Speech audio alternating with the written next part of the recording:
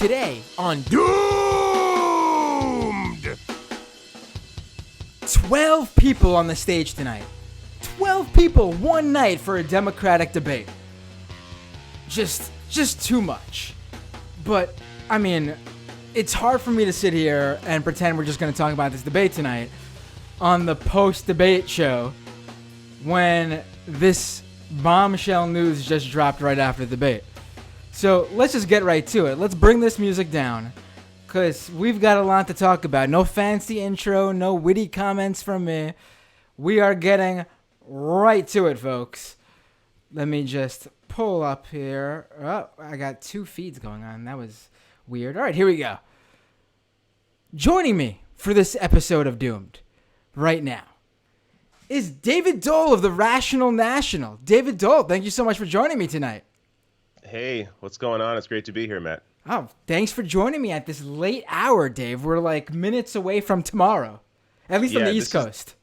This is the latest I've probably shot anything, but it's post debate. It's fresh, and the news you just mentioned of the big endorsements is also fresh. So let's get to it. Yeah. So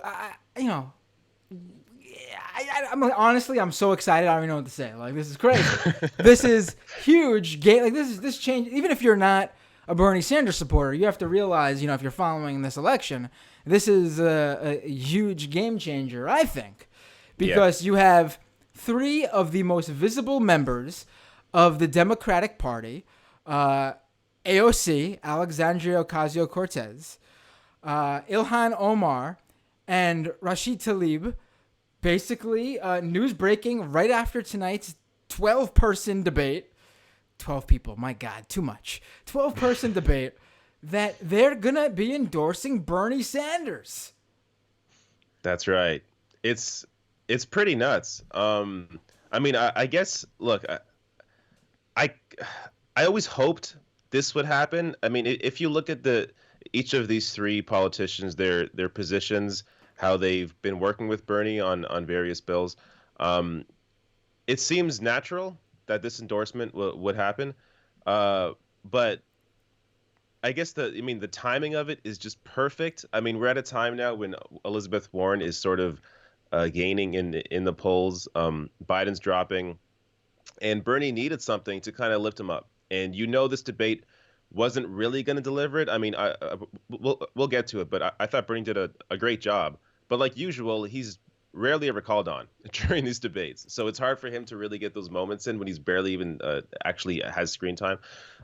So a piece of news like this, I think, is exactly what his campaign needs. And I imagine it will affect his support, and it will give him a bump. I mean, this is definitely news, and it's going to be on media. I mean, oftentimes, CNN, MSNBC, they just get away with ignoring Bernie Sanders, but this is a piece of news they can't ignore. And on top of that, you're going to have these three politicians, AOC, Tlaib, Omar, they're going to be on television as surrogates for Bernie Sanders, and that is huge. So, yeah, I think it's going to be a big boost for him. See, I don't think a lot of people realized that there was a chance they weren't going to endorse Bernie. I mean, I honestly wasn't sure, and I don't think that says really anything about their progressive bona fides. I think it says something about how we just know these things work nowadays. I mean, everyone assumed Elizabeth Warren was going to endorse Bernie Sanders in 2016, or at least that was the hope. And when she didn't, a lot of people were disappointed. She didn't endorse anybody until after the primaries.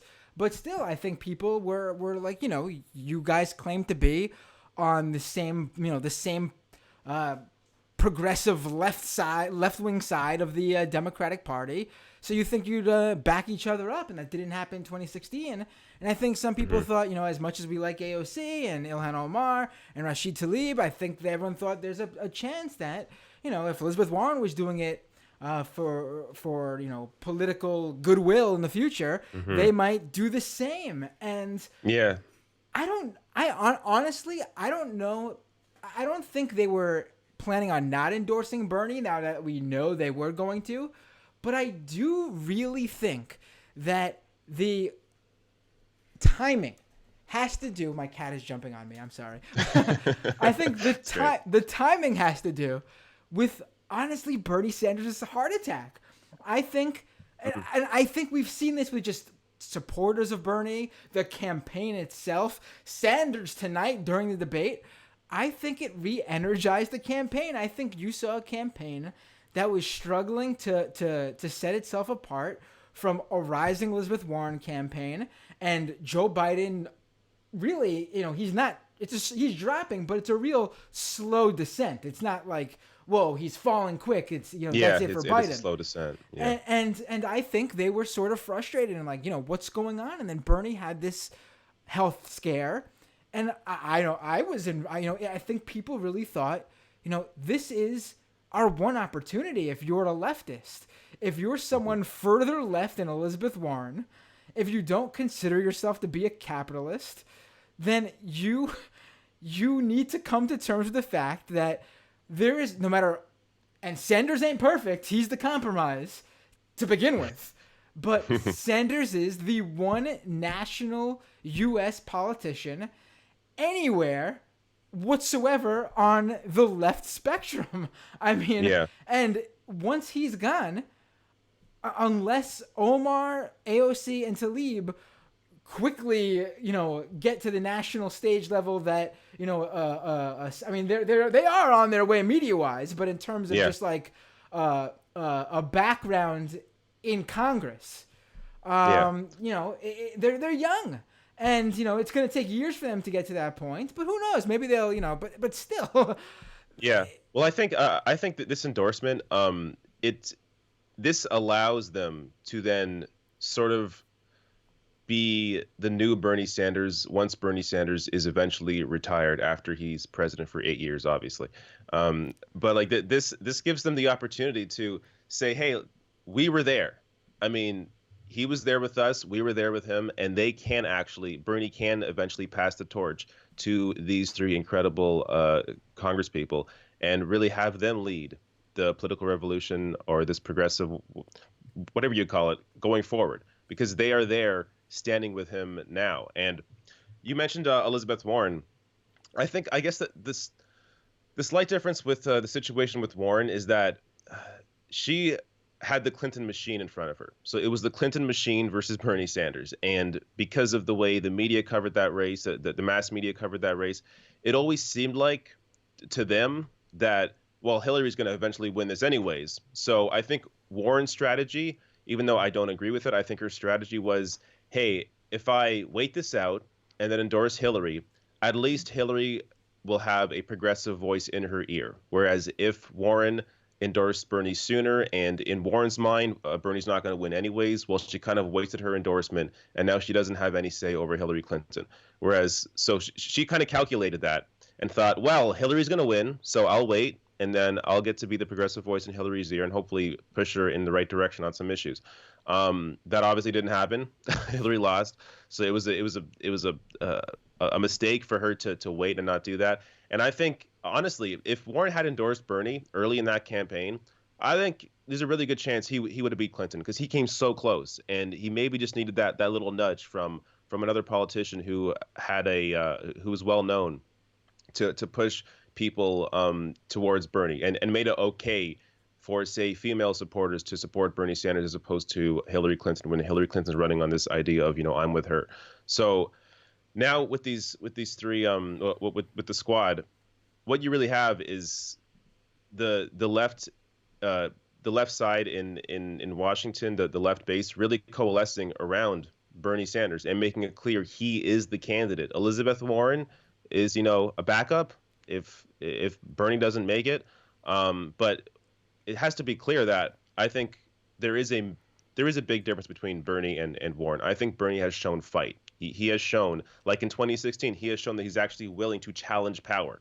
Bernie Sanders from reporting apparently waited to see if Warren would go after or would challenge Clinton in 2016. She didn't.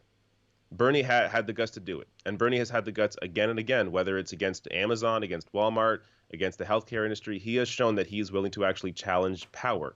I haven't really seen that from Elizabeth Warren. She has some nice proposals.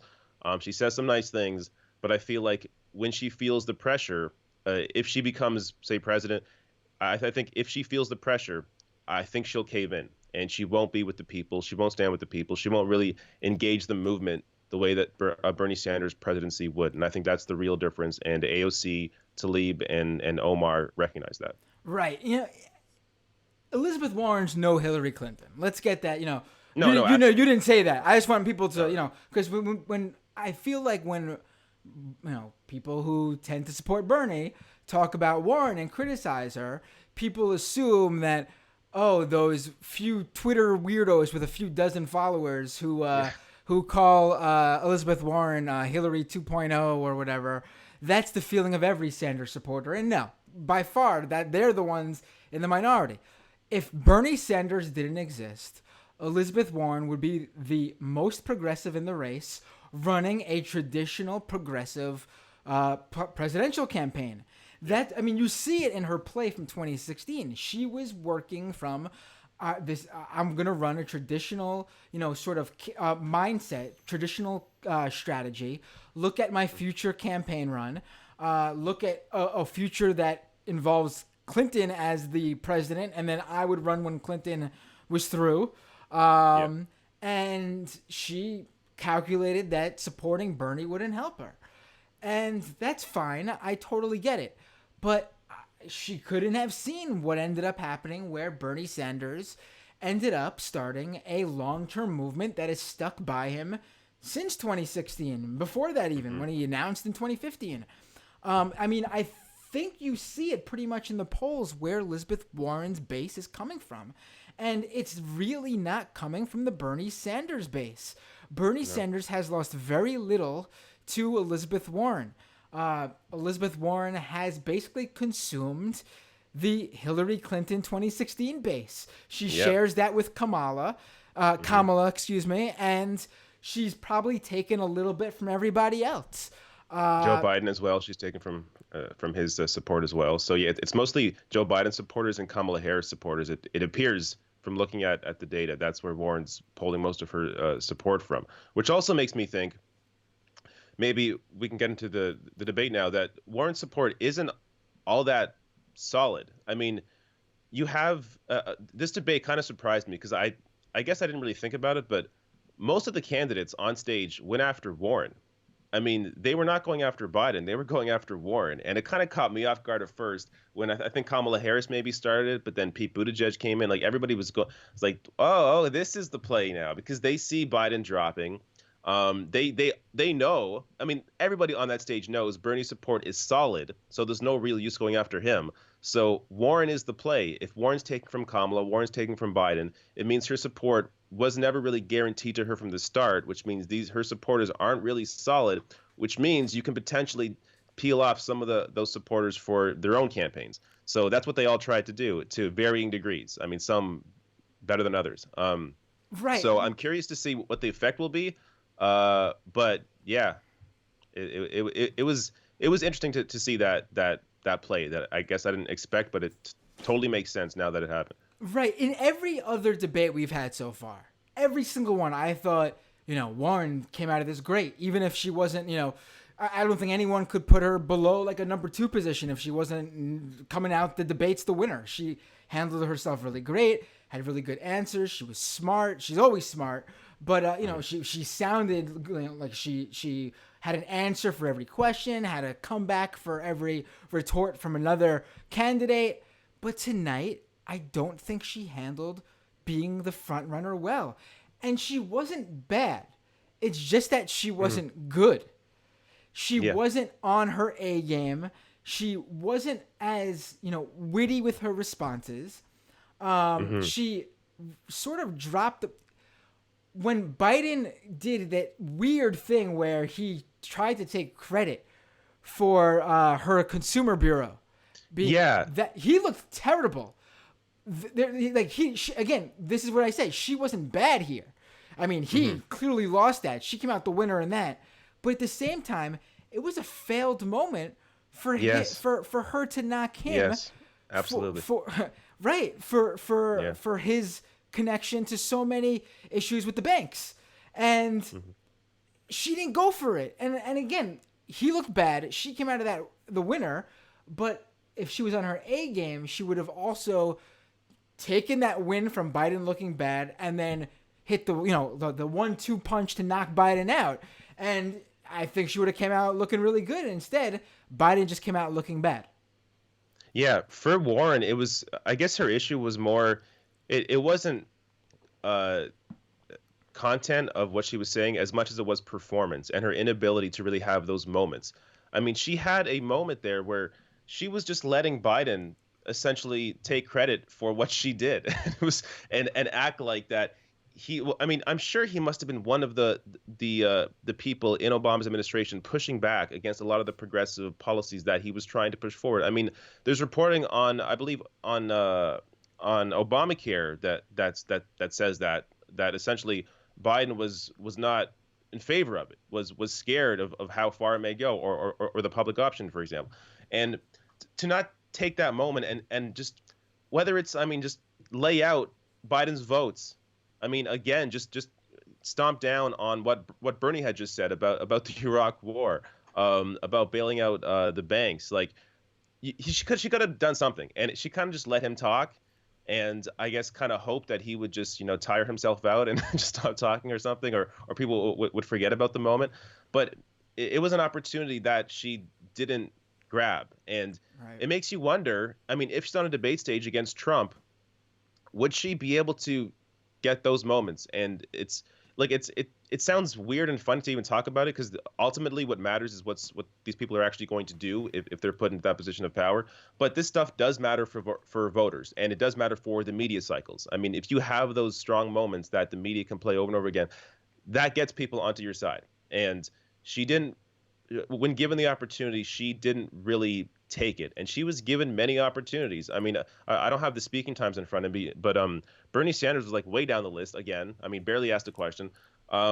Elizabeth Warren, up top there with Joe Biden and Pete Buttigieg, and who else? Like Amy Klobuchar was above Bernie. I have the I have it in front of me because I was tracking it throughout the debate.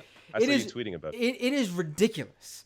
Listen, 22, almost 23 minutes for Warren. I totally get that. Not complaining. She's the front runner. She needed time to, obviously they're going to ask her a lot of questions, and also she's going to need the time to hit back, respond to all the people going at her. No problem with the 22, 23 minutes Warren got. Makes sense. Biden's next, second, with about 16, 17 minutes. Again, another guy who's up there in the polls. Totally get it. So you assume 22 minutes for Warren, 17 minutes for Biden. Bernie maybe would be third with, maybe 14, 15 minutes. No.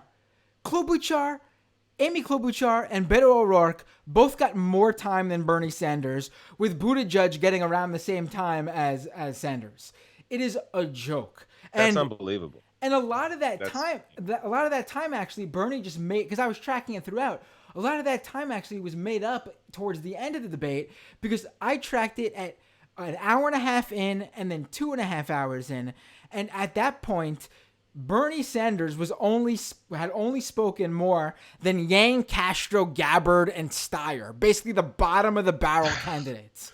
So yeah, it is ridiculous that Booker, Harris, Buttigieg, O'Rourke, Klobuchar, any of these people had more speaking time than Bernie. With that said, I have seen pundits who, they like to say they're impartial and, have no skin in the game and no favorite, and they just tell it straight down the line. I think that's always bullshit, but okay. But I've seen those people tonight. These aren't the ones that go on cable news. These are the smart people who do the reporting for like the New York Times, the Washington Post, and such, and write the smart op-ed columns there. But I've seen those folks say I think Bernie was one of the best tonight, if not the best. One person, Bowie from the Times, said he thought Bernie came out looking the best tonight. So I mean, well, there you go. Maybe you don't need all the time in the world, but I mean, unless you have this situation, I think, where the other people aren't doing so great, and you just happen to be on your A game for the short amount of time you got, I do think time matters. It just so happened it worked in his favor tonight. Yeah, I mean, the thing with these debates is it can be hard to really judge how people did, because we know more than most people. Like we know that Bernie has the facts on his side. We know that Buttigieg is completely full of crap. We know that most of the candidates on stage are completely full of crap and are just there for their egos. So to watch these candidates go at each other, I mean, all these debates, I can say for myself, Bernie won them because he is actually speaking to reality, speaking to the facts, speaking for the people, and he does it every time he has an opportunity to speak. But if you have pundits actually acknowledging that he came off the strongest tonight, I think that does say a lot. And I think his closing, Bernie's closing, was also fantastic. So you have when you leave people with that kind of impression, and also the way he starts. So the debate, I think the first maybe half hour or hour, I think Bernie, that's when he had the most time to speak. And then I feel like the middle, hour and a half, he was barely even touched on at all. I mean, they completely skipped him on some major topics. And then, yeah, as you said, like the end of the debate, then he got some more time. So as long as you start well and you end well and that's where your time is, I think that does benefit you.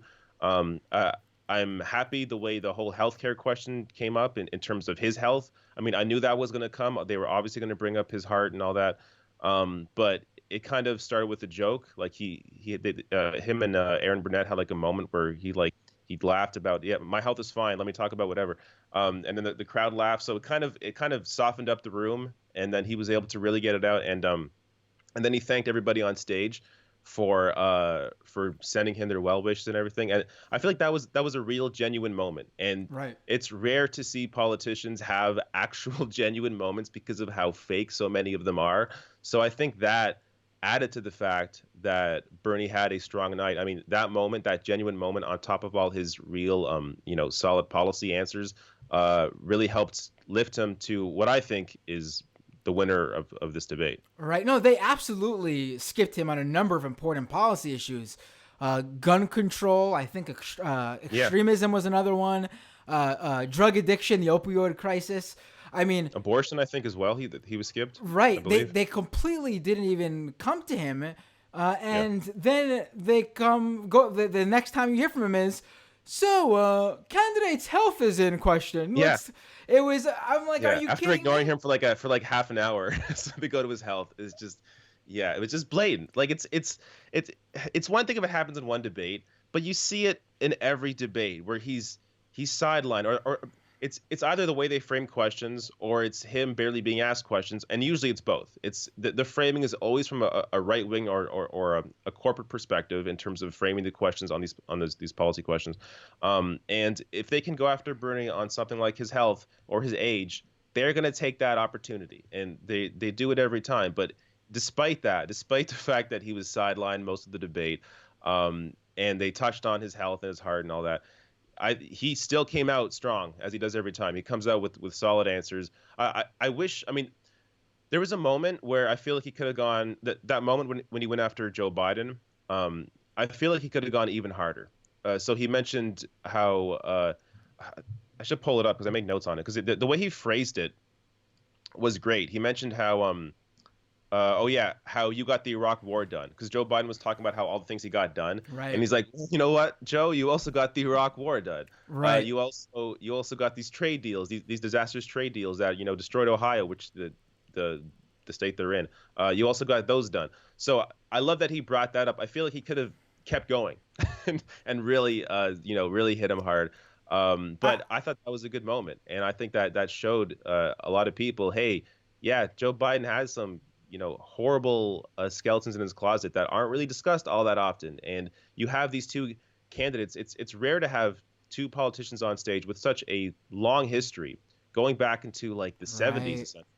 And you can really compare them. And it's one thing for Biden to be up there and say, well, I was just doing what everyone else was doing back then. But if you have Bernie up there, he can't say that, because Bernie is the direct contrast to who Biden is. And they've been doing this the same amount of time. So for every crappy vote that Biden has, Bernie has a good vote. And you can go back in time, and Biden can't use that excuse and just say, well, I mean, that was the Democratic Party.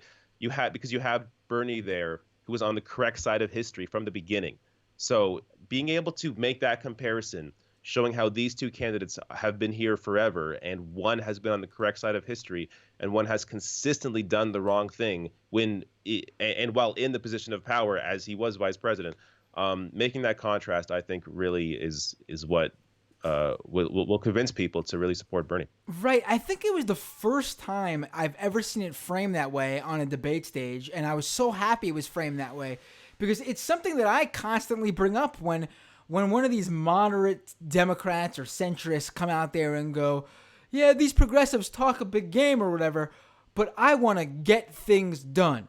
And I'm always the thing I always say is, listen, if the things you get done suck, then I'd honestly rather not get anything done. I'd rather not make things worse. Let's just fight to keep it as is if you want to make things not like even worse, you know? So to see him basically say, not that exact framing, but sort of like it was a breath of fresh air.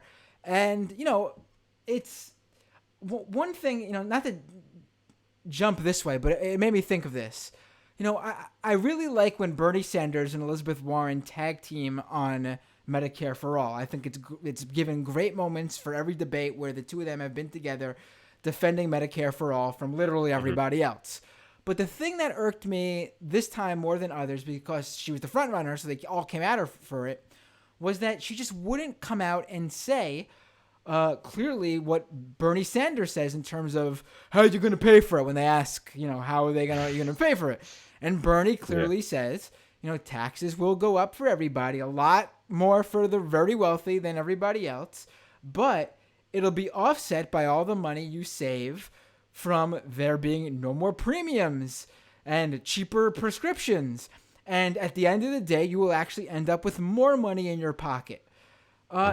He frames it perfectly because I mean, people could understand that. She just refuses to say that. She just refuses to say that. Because she doesn't want to say taxes will go up on the middle class. Yeah. And it's stupid to me because her thing is that she doesn't want to give the Republicans a talking point, a clip or whatever. Are they not attacking Medicare for All already? Like, they don't need your clip. I'm sorry, but let me finish this thought. What you're doing here, actually, you were just extending that whole segment that allowed the other 10 candidates who aren't you and Bernie to shit all over Medicare for All. Just be forward with it like Bernie was, and they would have had nothing to say because their whole game, their rug would have been pulled out from under them. Yeah. This is the poll-tested side of Elizabeth Warren, where because she's been conditioned, and I think you could say, you know, rightfully, wrongfully, that talking about raising taxes scares people. So she doesn't want to say taxes at all. That she doesn't. So she focuses on cost, which I understand. Like I understand her doing that if she's the only one talking about it. But if you are engaged in a question, if someone asks you, are taxes going to go up, and you just avoid the question, it sounds like you're hiding something. Just if you're directly asked the question, are you going to raise taxes? Just say, yes, I'm going to raise taxes on the wealthiest people. The middle class will not be paying, you know, any premiums, any co-pays, any deductibles, whatever, paying nothing out of pocket, and their taxes will go up, but they will save because they'll be paying less of the taxes than they will to a private insurance company. That's all she has to say. But because she is, like, I don't know if it's her campaign or whatever the hell it is, they have clearly told her, do not tell people you were going to raise their taxes. And this is the old style of politics. This is like being afraid to tell people reality. No, just be honest with people. People appreciate reality. I mean, this is why you see polling. I saw a recent Fox News poll. Bernie Sanders, up top, the most honest and trustworthy candidate. He beats Elizabeth Warren by, I believe, 9 points. Beats Biden by 11 points, beats Trump by 24 points. Bernie Sanders, the most honest and trustworthy in a Fox News poll because people know he has no BS. He just tells you the truth. And this is also why he is the strongest candidate to go up against Donald Trump or any Republican candidate, because he's someone that actually can bring out non-voters, because he comes off as not a typical politician. He comes off, I mean, he's also an independent senator. That also helps him. The fact that he's not attached to either party, and both parties are historically unpopular. If you have Bernie Sanders on the ticket, you have somebody who has a history of fighting for you. You can go back and watch his old videos from the 80s, from the 90s. He has a history of fighting for you. He has a grassroots movement supporting him. He takes no big dollar or no big donor money, no corporate money, and he has no BS. He tells you honestly what's going to happen. Maybe you agree with all the stuff, maybe you don't, but at least you know who he is, where he's coming from, what he's going to fight for, and people appreciate that. Elizabeth Warren falls into this typical politician trap where she tries to go back to her messaging, and if you don't directly answer questions, it just turns people off. And look, I support Bernie, but if you're a Warren supporter, you should want her to be honest. You should want her to just tell people what she supports in terms of even in terms of like Medicare for all, because I'm not even clear if she really supports or Right. if she really going to fight for Medicare for all. I mean, the plan on her site apparently isn't really full Medicare for all. I think it doesn't cover mental care or something like that. It's the way she has different answers for different people at different times. So on a debate stage, she'll say she supports Medicare for all. But then you talk to her surrogates or you question her afterwards, you press her on it. She says, well, not all the details are there. There's different ways to get there. Medicare for all is the gold standard. When she says Medicare for all is the gold standard, that makes me think she's not really going to fight for it. It's more of like, oh, long term, down the line, eventually Medicare for all. So yeah, I don't. She may have some great proposals, some great positions, but I don't know what she will fight for and what she won't, because she's not always clear about it. Real quick on that poll that you mentioned that shows that Bernie Sanders is the most trusted. I'm pretty sure if you extrapolate the data and compare the percentage that think he's the most trusted and then the percentage who said they would vote for him as their number one candidate, it's pretty clear that there are people out there who are openly saying, I'm not going to vote for the person I trust most. Yeah, no, yeah. Which it's crazy how people twist themselves into knots, and I think a big part of that too is just how mass media brainwashes people. I Right. mean, because when they see Bernie on TV, they see him being honest and trustworthy, but at the same time, then it goes back to the pundit on television talking about, oh, crazy Bernie Sanders, so he'll never win. There's no way he can defeat Trump. So then people just think, oh, I guess my favorite guy can't win. Okay, who else? Like people don't think for themselves, or like they don't go online and listen to some other information and don't realize that people on television, most of them are millionaires and they don't have your best interest in mind. Right. So they have no desire, there's no reason for them to support a candidate or be honest about a candidate that is going to challenge their own wealth and their own power in this current system. So yeah, it's just there's a lot going on in terms of brainwashing and all that. But yeah, I'm not sure where I'm going here, but No, Bernie. No, but I think the point of the matter is I think people tend to not all people, but there is a contingent of people out there who think they should support the person who's most likely to win in the primary, or they'll just sit the primary out and then vote for whoever wins. But that's you're missing the point. The point is the primary is you vote in the primary because you have a say in who that person will be. You can pick who you want the nominee to be. That's where the fight happens. Right. Pick who you want, who you think will best represent you and what you'd like to see represent the Democratic Party, become the president of the United States, and vote for that person. And now let me bring up the Medicare, back to the Medicare for all thing with Warren. Now here's the thing. There's two issues here with Warren, with Medicare for all. She says she supports Bernie's Medicare for all plan, which is great if that's the case. Then she doesn't need to have her own plan on her website. I get it. She has a plan for everything, but the one plan where she's in complete agreement with Bernie Sanders, why would she formulate her own plan? Just support Bernie's plan. That's what she said she's been doing. That's why she doesn't have her own Medicare for all plan. Cool. I'm fine with that. But then she also says that the plan as is only a framework. If that's the case, if it's just a framework, if it's not everything you think it should be, then you don't have a Medicare for all plan. You don't have a healthcare plan. And the candidate who says, I have a plan for that, doesn't have a plan for the most pressing issue to the majority of people in this country. And I think that's a big problem then. So it's either you don't need the plan because you support Bernie's plan, or Medicare for all as is, it's just a framework. It's not everything you believe in, and you don't have a plan. Pick one, because that's where we're at right now, Yeah, that's why, this is why I don't think she'll fight for it, because she would be clear about this if she knew where she stood on this issue. I mean, I think this should be the biggest issue. I mean, I talk about this on my channel because I'm Canadian. I have healthcare. We have single payer system. Anybody else that isn't supporting that is lying to you. Pete Buttigieg, his whole spiel about his Medicare choice, Complete BS. Just a total lie. I hate that guy so much. He's such a fraud. I can't stand Pete Buttigieg.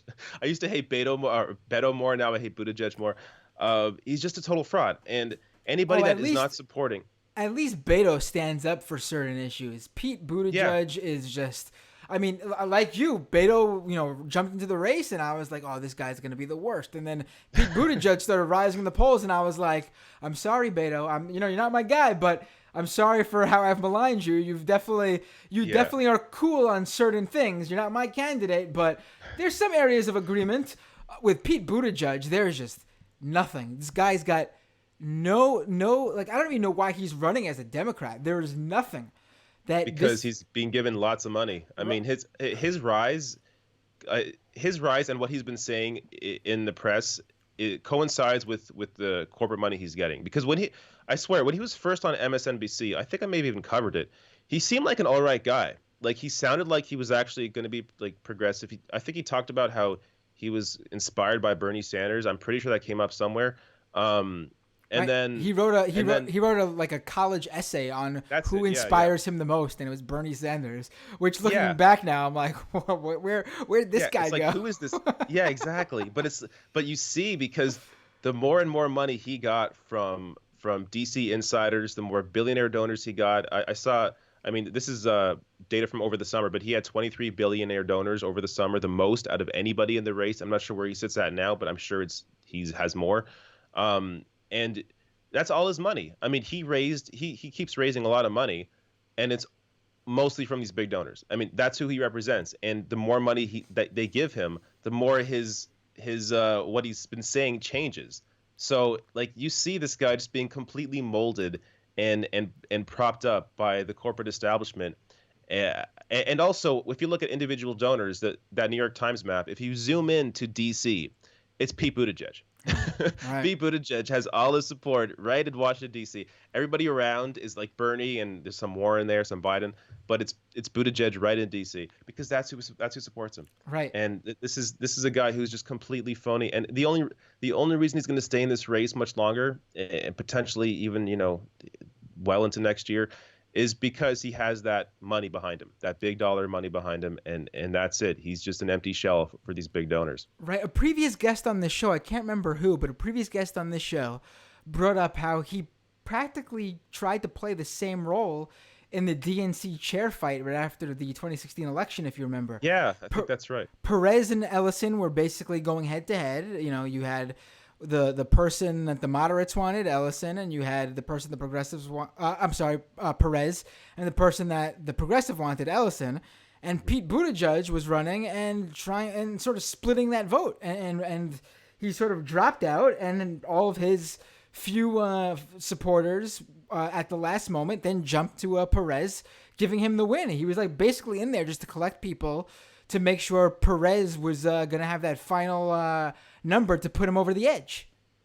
Yeah, it makes me wonder who's in this guy's ear. Like, who's pushing him from like race to race to race. Like first he was in like the DNC chair race, and now he's in the presidential. Like this, he's a mayor. Like he's just a young mayor. Like why do we know who this guy is? Like it's so weird that like it makes you think there's like clearly big donors behind him, but even before that, like there's some force behind him pushing him to do these things when he's just a mayor of a random city in the country. Like, why Pete Buttigieg? It's just why is it here? Other than those wealthy donors, from what I can gather, Pete Buttigieg's main base are people over the age of 55, 60 who are convinced that it's time for the next generation to take over. Yeah. And so we need a young person, and Pete Buttigieg is the youngest. But this is what always blows my mind. It's important that the Democratic Party lets the young people take over. So they're picking one young person to represent them. Yet the young base of the party, the actual youth voters in the party, are all saying, hey, we want Bernie Sanders. Yeah. So they want the party to be handed over to the youth. And when I say the youth, I mean the one youth, not the youth in general, who are the majority of people who support Bernie. It's incredible to watch that thinking. And I swear to God, I've seen I've seen some of them almost, have their come to Jesus moment. I saw a poll from a Buttigieg supporter on Twitter, and this is just, one person. This is just a funny little thing. This isn't me trying to say this is something that speaks to a larger base. It's just a funny observation. There was a Buttigieg supporter who was frustrated as to why Buttigieg and Beto and those types weren't rising, and they put a poll together. Hey, young people, who do you support? Is it Biden? Is it Warren? Is it Amy Klobuchar? Is it They literally put everyone they could on the poll except for Bernie Sanders, and the entire replies were all, "Hey, I think you forgot somebody." It's like they just refuse to they refuse to admit it.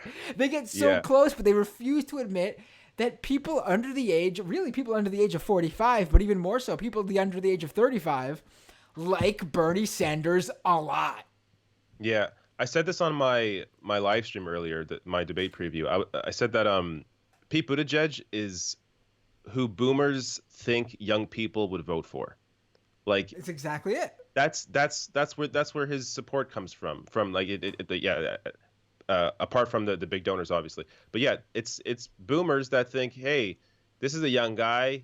He's gay and he's in the military. I mean, he's a veteran. Like this he's got it all. Right. Like, why don't you support this guy? Like for them, it's all identity. They don't look past like, hey, what is he about? What does he support? Is he going to cancel student debt? Is he for Medicare for all? Like it doesn't clue into these people that maybe young people care about actual policy, how the president's going to impact their lives because their lives have been destroyed over the past 30 years. Like it's amazing to me how out of touch these people are.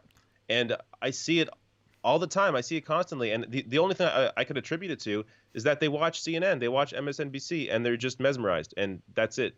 They can't think outside that bubble. And even like talk shows like The View, there's always a certain framework that all these political discussions operate within. And Bernie Sanders rarely ever makes it into these discussions. It's like, oh, Warren, Biden, Buttigieg, Kamala Harris, maybe Beto, and they forget about Bernie as the candidate with the most individual donors, the most volunteers, the most individual donations, the most support from the young people. I mean, what more do you need? And now maybe with this endorsement from the squad, maybe they're going to wake up to it. Maybe some of them will finally clue in and think, oh, AOC supports Bernie. Oh, now I get it. That's my hope, but I probably not. Yeah, I don't think so. Listen, I think it's hilarious. And you brought up identity, and I think it's hilarious. And I have no problem with identity politics. I think it's super important. It is important. What I have a problem with is the bad faith weaponization of identity politics. And that's what we saw in 2016. And the funny thing is, so many people joined the political process with Donald Trump becoming president that the farthest they go back is 2016. And to them, this idea that a Democratic primary is not the super well-known Democrat who already has established relationships with pretty much every single community and minority group and special, literally everyone they possibly could. Yeah. Yeah.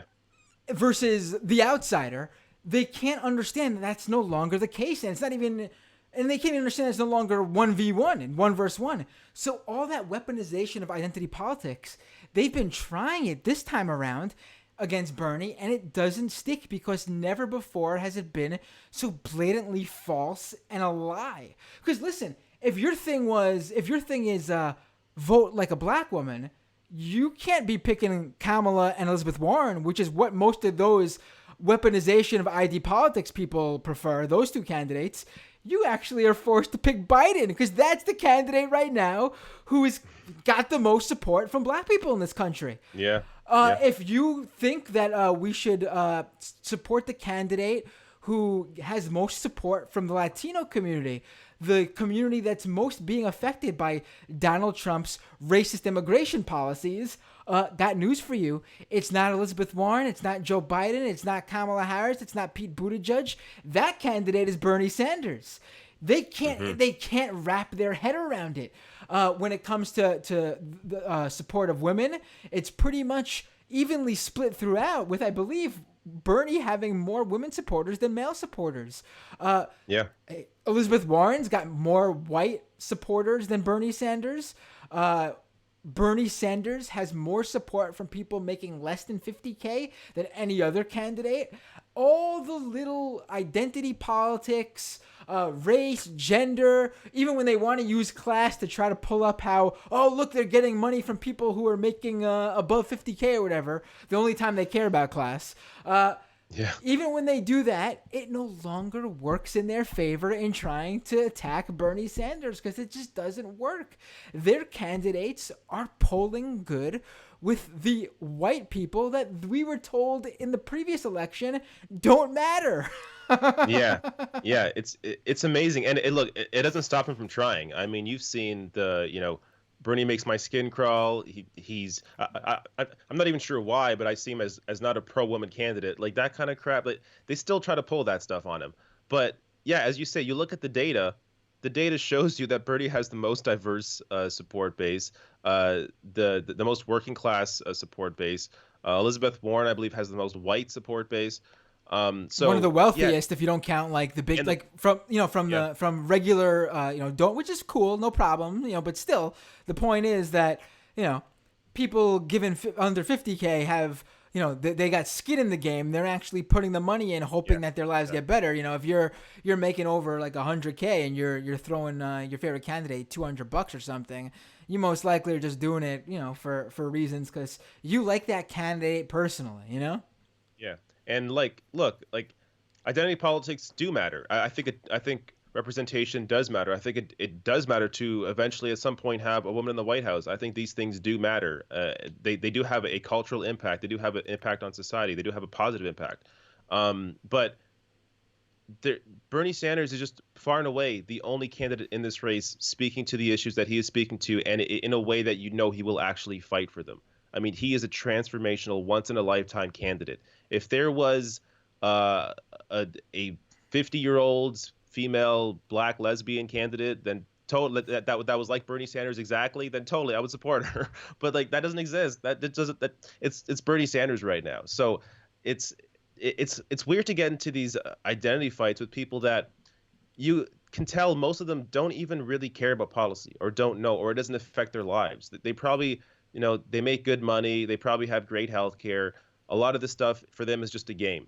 Whereas for people that support a candidate like Bernie Sanders, for them, it's life or death a lot of the time. For them, this is like their last shot. They need relief from student debt. They need health care. I mean, there are so many ways that Bernie can improve and enrich their lives.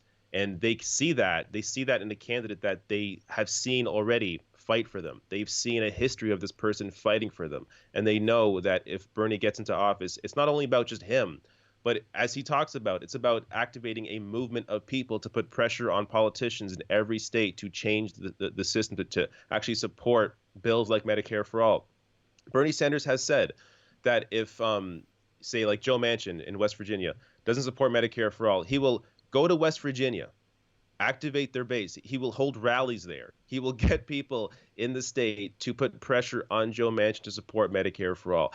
And Bernie will do that. If given the power, he's never been given that kind of power, but if given that power, he will be on the side of people. So this is something that other politicians and corporations and the wealthy, they're afraid of because they know he will actually fight. So you've seen them now be a little softer on Elizabeth Warren, a little more open to her, because I think they know they can massage her a little bit. I think they know she won't really fight the way that Bernie will fight. Bernie will get in there and he will, wreck your shit. I mean, he will destroy you if given the chance. So we're going to have to see if he's given that chance. But I think that really is the clear distinction, is that a lot of people that support him actually need the help. Right. Right, that's exactly it. And, usually for these post-debate shows, I go through all the candidates and give a little short something. But honestly, I mean, if you weren't Bernie, Warren, Biden, I mean, let's just do it really quick. Tom Steyer completely the fact his first time on the stage was at the October debate says enough. And the fact that he didn't take that opportunity to somehow make himself memorable and put himself out there. I can't imagine this. And this guy's put so much money into this. It is unbelievable that this guy is on the stage. And the only way he's continuing to get on this stage is if by throwing more money at it. So that's all I got to say about him. Yeah, it's Steyer essentially he bought his way into the race, didn't he? He had the email list from his anti-Trump stuff. He used that email list to then fundraise for his campaign to get enough money to reach the threshold to make the debates. This guy this billionaire bought his way into the debates sort of through a loophole almost. So, yeah, he didn't have any moments that really stood out. And I mean, yeah, I can't imagine he's going to be in the conversation at all. Right. Klobuchar, I mean, we already talked about how God knows why they decided, CNN and New York Times decided we had to keep going to her. She got more time than she deserved. She got more time than Beto and Buttigieg, and as low as they are, they're polling higher than her. I mean, ridiculous. They gave her that much time. Cory Booker and Julian Castro were pretty, for people who've had strong debate showings, I thought this was completely not memorable at all for them. They added nothing. Although I will say, one Booker moment that struck me was when he said, we have to stop tearing each other down like we did in 2016, which to me was super underhanded way of saying, while simultaneously saying we should all not tear each other, all the people up here shouldn't tear each other down, he underhandedly also goes at the same time, but we shouldn't do what Bernie did in 2016 to Hillary, which is false. That's just a bullshit attack line to begin with. So that pissed me off. But I wonder what his girlfriend thinks about that. Rosario Dawson, who supported Bernie Sanders in 2016. Right. Are they going to talk about that later? I mean, that's it. I guess one moment from Booker that I wrote down for, I guess it was memorable for me. I don't know why. Maybe he already talked about this, but he challenged somebody on supporting the minimum wage. I think it was Yang. Yeah, because Yang was talking about his UBI, and then Cory Booker is, how about you support the minimum, like raising the minimum wage to $15 an hour? So I thought that was a moment because Yang doesn't support raising the minimum wage. So I thought that was at least a moment against Yang. But apart from that, Booker didn't really, I don't know, stand out too much to me. Who else was he? I don't even remember who was on the stage. We got Kamala Harris. I think the media has officially declared that she's no longer a top tier candidate because she was treated given less time than Klobuchar. I mean, yeah, it's actually amazing. That's crazy. Right, and the fact that she decided to take her time to talk about banning Trump from Twitter is just what a waste of time. I mean, yeah, that was like her big moment. Right. I mean, if going after Warren about that, if that's your position, fine. I totally get it. I could even agree with it. But that's not a policy. We're talking about one single social media company's terms of service. That's just that's ridiculous. That's not even like discussing, just talking about how Facebook is a monopoly is legit policy discussion. Discussing how Twitter deals with their website terms of service with one person's account. That's just a waste of national stage time. Yeah, it's almost like big tech identity politics or something. It's just like it's just completely empty. It's just it's weird how her campaign decided, you know what, or maybe she just decided in that moment, this is my big moment. I'm going to go after Elizabeth Warren for not wanting to ban Trump from Twitter. Like, is that what you're going to leave this race with? It's just, she has, I mean, got to give Tulsi Gabbard some credit in that second debate for just completely wrecking her. And since that debate, Harris has not been able to recover. So that's one good reason. I mean, Gabbard started off a little stronger in this race than she now appears after some of her turns. Maybe we'll get to that now. But yeah, Kamala Harris, just I think she'll be forgot about at this point. Right. Tulsi, she was forgettable too. I think she tried to go for her, like she had the her big moment with Kamala Harris a couple of debates ago. She tried to go for the same thing with Warren, and CNN shot that down real quick and cut to commercial. Actually, that was bizarre. I think she tried a couple times, and I'd say Gabbard maybe had the most awkward moments because of that. Like there was at least twice where she tried to go after Warren, but she didn't even really say anything. She's like, Warren, how have you shown leadership? Right. Like, She tries to pose a question towards them. And that's actually why she gets shut down, because the rules of debate say you can't ask a question to the other candidates. Yeah. So, why not just bring up, like, if you don't, maybe you don't like how Warren voted to raise the military spending or something, even though I think Gabbard herself also voted for that. So right. maybe not be able to go after her on that. But, like, I don't know, pick a policy, pick something. But it's just, she just posed a question. I don't know how you're going to get Warren with that. Yeah, Tulsi ain't progressive. The people who are supporting Tulsi over Bernie are I call them it's the Seth Rich Truther contingent of the the left. Yeah. She has that Call them tall cells. right. Who's left? Buttigieg and Beto. Now, I don't really, we already talked about them a bit. But to me, this is why these one night 10 to 12 person debates don't work. I know people are thrilled to see, only one night of the Democratic debates, but no, the one night Democratic debates with the 10 to 12 top tier candidates, in my opinion, have been the worst, because here's the example you saw tonight. In the earlier debates, the ones that took 2 nights, you split it up between the top tier, a few top tier, a few bottom tier, put them together, bunch on the first night, bunch on the second night. And what you end up happening is one top tier candidate going at it with one bottom tier candidate. And this is what happens here. You're giving the top tier candidate time, which they deserve because they're the top tier candidate, and you're giving the bottom tier candidate a chance to pull themselves up in the polls, because, man, if they get one over on a top tier candidate, that'll give them a boost. What you have tonight and the last one is you have large chunks of time where the 6th place candidate in the polls is going at it with the 9th place candidate in the polls for like 20 minutes. And it's like, why are we even wasting time on this? Neither of them have anything to win from it. What are they going to get? A 0.5 percentage point from this?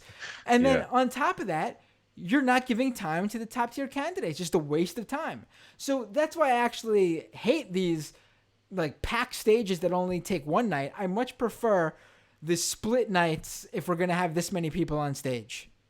Yeah, I think at one point at the beginning of the debate, CNN said, we have a record number of people on this stage, 12 candidates. I feel like when it's October, we shouldn't hear that line. We shouldn't hear record number of candidates on stage just a few months before Iowa. It doesn't make any sense.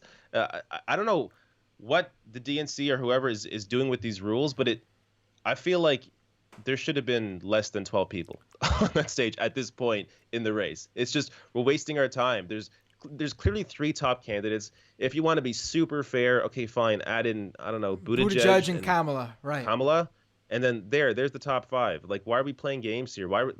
And I guess we're playing games because they really don't want to put, I don't know. Actually, I really don't know. I mean, I guess the idea is, maybe if you whittle it down to the top 5, you're really going to have to get into some real policy differences and some real discussions about how to actually help people's lives, and it's going to come down to Bernie and Warren and what they have to offer, and everybody else is just going to have empty rhetoric essentially, and or the same ideas that have been just given over and over again every cycle.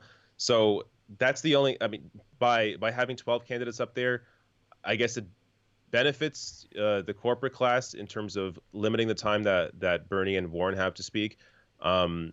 But yeah, there's just no benefit to having that many people on stage. It's absurd. Right. And the one person we haven't discussed yet, and I don't want his gang to get disappointed and think we're forgot Andrew Yang. And listen, I gotta say, usually with the amount of time this guy gets, I think he brings up some good points. But then you see tonight where I think he was probably given more time than ever before. And when this is a situation where he's given more time and, you get to see who he really is, I think he is completely out of his league here. I think he means well. I don't think he's some sort of wolf in sheep's clothing like some people think. I think he's a guy who means well. I do think that when he does drop out, a large contingent of his base will actually, funny enough, end up supporting Bernie because they like the whole outsider aspect. That's what sort of drives them to Yang. I also think that's going to happen with Tulsi, and although she doesn't have as much support, Marianne Williamson, Bernie's going to gain from all 3 of them easily when they drop out. But Andrew Yang is so obsessed with this automation thing that he's he's completely, and listen, automation is something to keep in mind, but he really does think it's the driver. The idea that this technology that's just being tested in certain states and isn't even like ready for mass use yet is the driver of this stuff. I mean, he just completely ignores the actual issues. And I think a UBI is a good idea in we're talking about just not his specific one, but a universal basic income. I think eventually with the way things will go, I think it'll be necessary, if we want everyone to not live in poverty. But his UBI, the way he has it, it's just a bad plan. It takes away from people who are on the social safety net, and it does not take anything from the wealthy people who will also receive that extra $1,000 a month. It does nothing to keep your landlord from going, oh shit, you got an extra $1,000 a month? I'm raising the rent $1,000. It's just connected to nothing. His climate change plan, this was at a previous debate. We didn't talk climate change in this debate, which is ridiculous. But at a debate where it did come up, his climate change plan was give everyone $1,000 a month and they'll move to higher ground. You think people are gonna with $12,000 a year leave their home behind and find a new home? That's just ridiculous. Like, this guy means well. I really do think so. I don't think he's a bad guy, but he's completely divorced from reality and just doesn't understand the reality, like what's really going on. And I think he's got, I don't know what the vision is called, weird techno-libertarian vision. I can't, I just don't get it. Yeah, pretty much. I pretty much agree with you 100% on everything there. I think Yang is a genuine guy. I don't think he has any malicious intent. I don't think he's even ego driven. I think he's an honest guy that has a message and believes in what he's talking about, but he's clearly out of his league here. And UBI seems to be his answer for most things. And it's just, it's not, as you say, it's UBI, I think, will be necessary at some point. But the way he's implementing it, it just doesn't, it's not really going to change anything. Like, you need to actually, like, I want to hear more in terms of what Andrew Yang, just in terms of like healthcare. Does he support Medicare for all? I'm not even sure what his healthcare plan is. No idea. Like, I feel like he's never really pressed on other issues because he just tends to go back to, the UBI's got to solve that one too. Like, it's just, it's a plan, or UBI is an idea that can absolutely be implemented properly to help people. But his is definitely libertarian in the way he wants to implement it. And he's just not somebody that, I mean, even if he had some of the right proposals in some other areas like healthcare, I don't see this guy fighting. He doesn't understand the system. You have to, like, there's definitely something to being an outsider, but you need to be an outsider that understands how to be a politician. Like, you need to be an outsider that understands how to work within the system, within the walls of the system. That's Bernie Sanders. Bernie Sanders is an outsider that knows how to work the system, knows how to use public pressure to get things done. Andrew Yang, this is a guy who would just 100% collapse on the first day. He would just, well, you take the reins, you do it. It would be like Donald Trump, but with good intent. Like, that's kind of what the difference I see here is. Andrew Yang would have good intent, but essentially he really would not be in control and wouldn't really know what the hell he's doing. Right. A great moment from Warren at this debate, one of her good moments at this debate, was when Yang is going on about automation and how we need to, set ourselves up for the future where corporations suddenly don't care about their workers because they've automated everything. And Elizabeth Warren goes, I mean, I agree that automation will be an issue in the future, but corporations are getting rid of workers now. They didn't wait for automation. Yeah. Corporations are exporting jobs. They're not looking out for workers now. Automation had nothing to do with what's going on. It's a bizarre thing to put your whole campaign on now. And I mean, even from what I've seen from studies and experts in this situation, a lot of people are saying automation is going to end up actually, there'll be jobs lost in certain sectors, but then there'll actually be a whole lot more jobs because of the jobs that come from automated technologies that need to be filled. These workers will either A, already be out of the workforce by then because they'll be old enough that they're no longer working, or B, they'll be young enough to just transition over to one of these other industries. It's just like not something that's going to completely, shake everything up like Andrew Yang thinks it will. Yeah, I just, he's a guy where I don't, like, I get that he's well-intentioned. I get that, he has some ideas that maybe haven't been discussed enough before, like UBI, or pretty much just UBI. But he's somebody where I really don't care to hear much more from. I mean, I've heard enough. The first debate, I agree, he was completely sidelined. He was not asked enough. I mean, he had 2 minutes of time in that first debate. Right.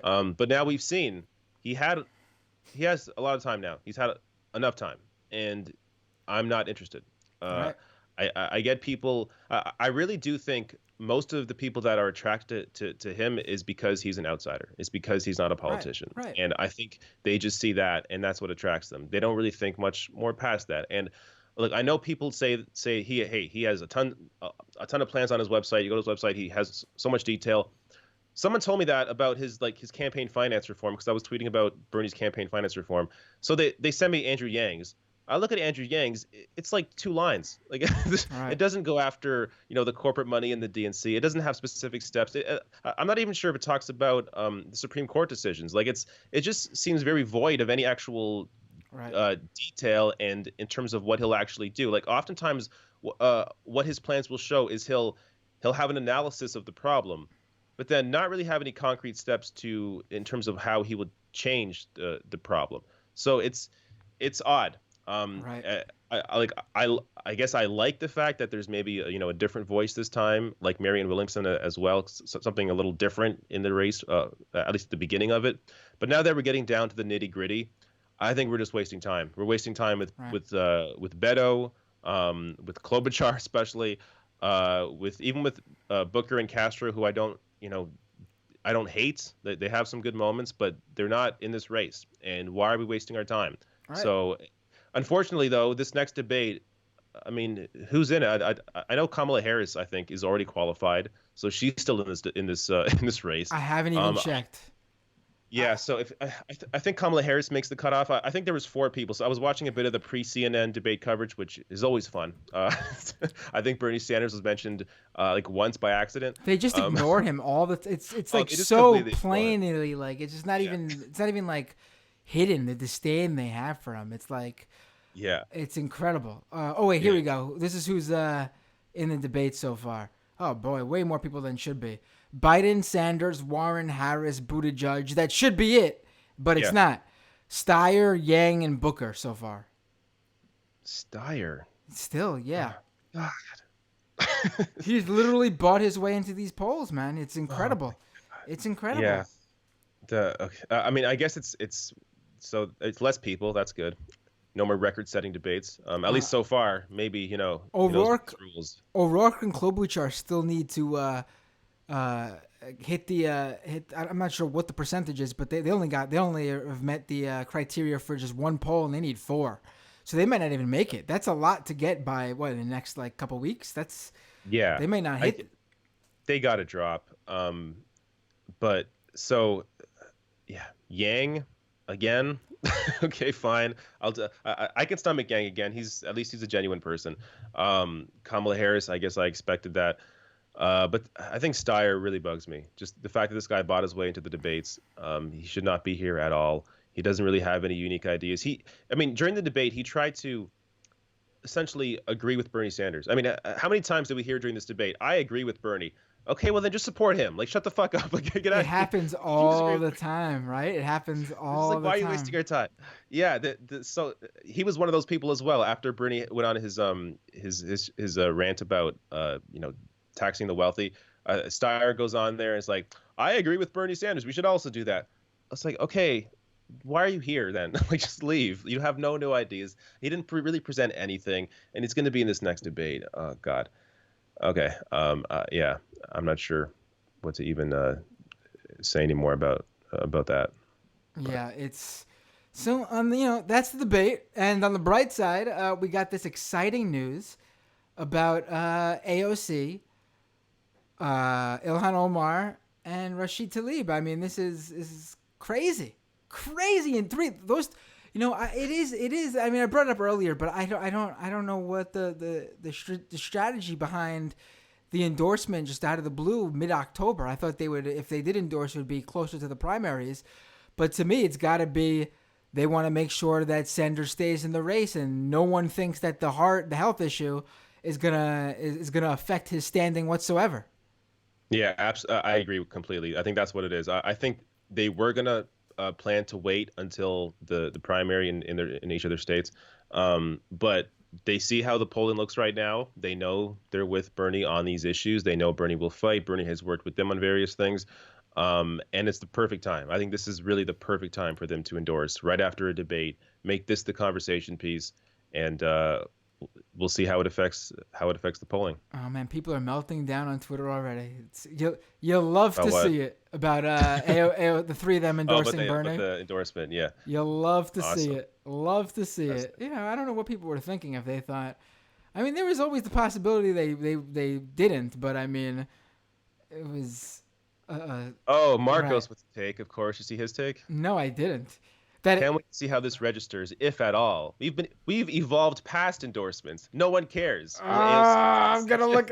Yeah, I'm gonna. The second I get off this, I'm like tweet searching his feed to see what he said about endorsements, because I guarantee that's not what he thinks. Unbelievable. Yeah, totally. They're gonna try. I've seen. Good old the horse whisperer. Oh yeah. He's already out there ready for this take. This is gonna hurt the squad way more than it helps Bernie. Oh my god! Literally the three most popular Democrats right now. It's not gonna hurt them. And by the way, they're popular because of the stuff they support and what they fight for.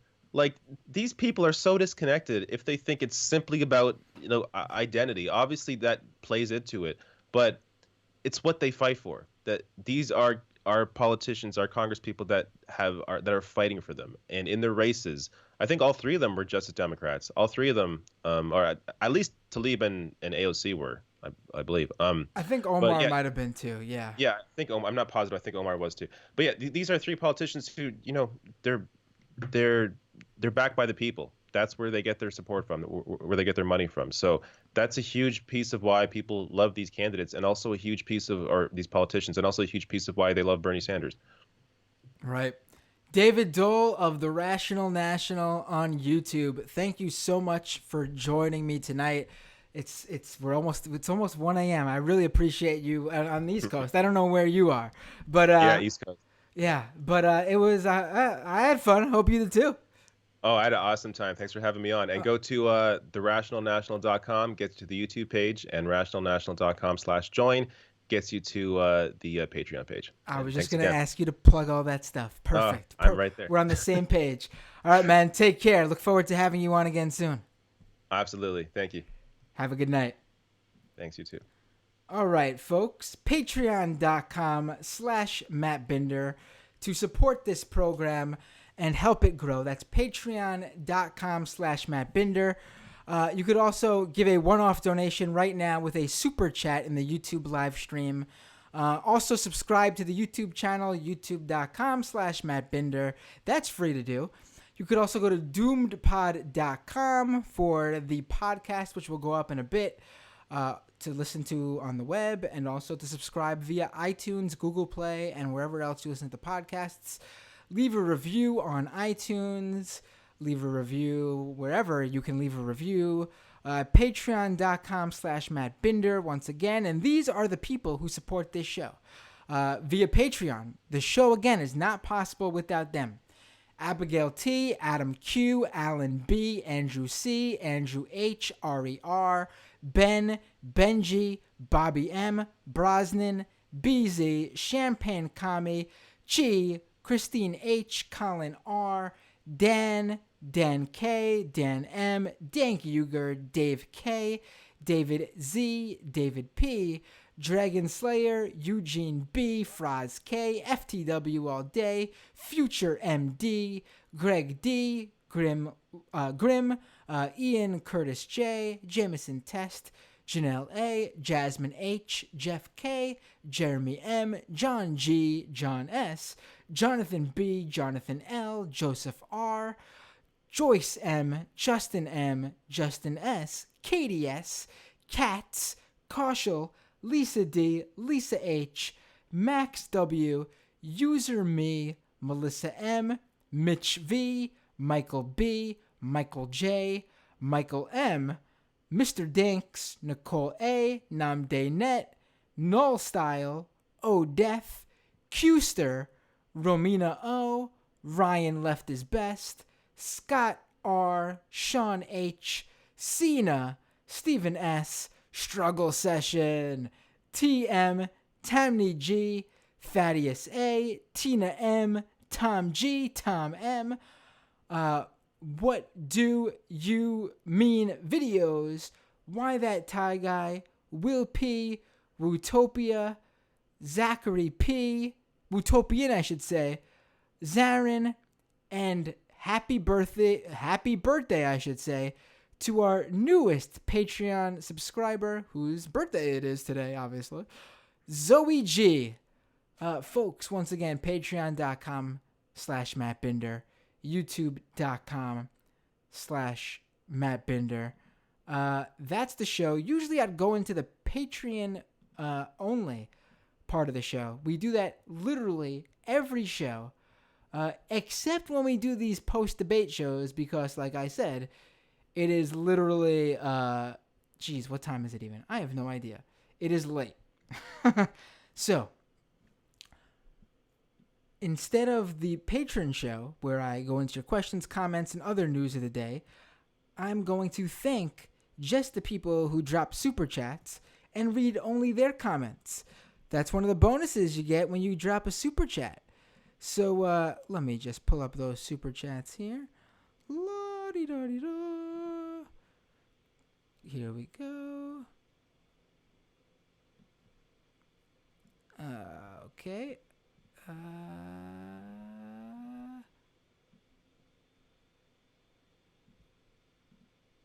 All right, here we go.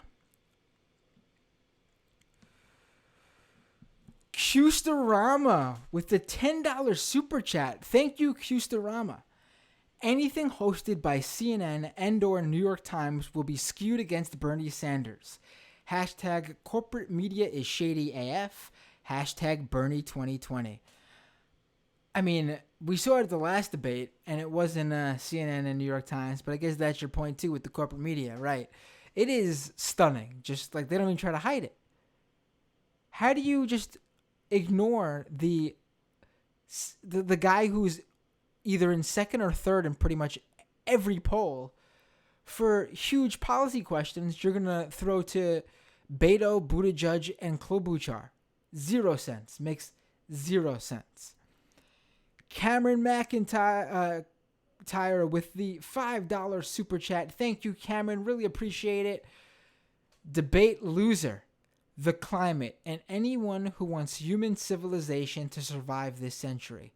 No questions about climate policy, just scattered remarks. I got nothing else to add there, Cameron. That is a perfect point. We briefly mentioned that in our rundown of the debate. It is stunning. That climate is just an afterthought. I think Bernie is the only one who really mentioned it. Maybe one other candidate did. I want to say it was someone out of left field too, like maybe a Steyer or someone early on mentioned it. Just a complete, just ignoring a major issue like this. But yeah. Oh, let me get to this one here. This isn't a super chat, but it's someone on Twitter. Dude, you and David couldn't spend a couple of minutes on the Canadian election happening next week. Really color me disappointed. We did not, but that wasn't what the show is for. Maybe I'll have David on next week to talk about this. But I will say, I did have a guest on 2 episodes ago to talk about one specific person in the Canadian elections. Maxime Bernier. And you should check out that episode if you haven't already. It was Michael Buchert. And the episode is 2 episodes ago. It was called Canada's Far Right, Maxime Bernier and Dave Rubin Comes to Town. We do briefly touch upon the elections as a whole, and with a bigger focus on Bernier, obviously. So check that out for sure. All right, folks. Let me just make sure there's no super chats I'm missing. Otherwise, that's the show. Thanks for joining me this late hour. It will be really interesting to watch the news coverage on the big endorsements for Bernie. 3/4 of the squad. See you all next time on Doomed.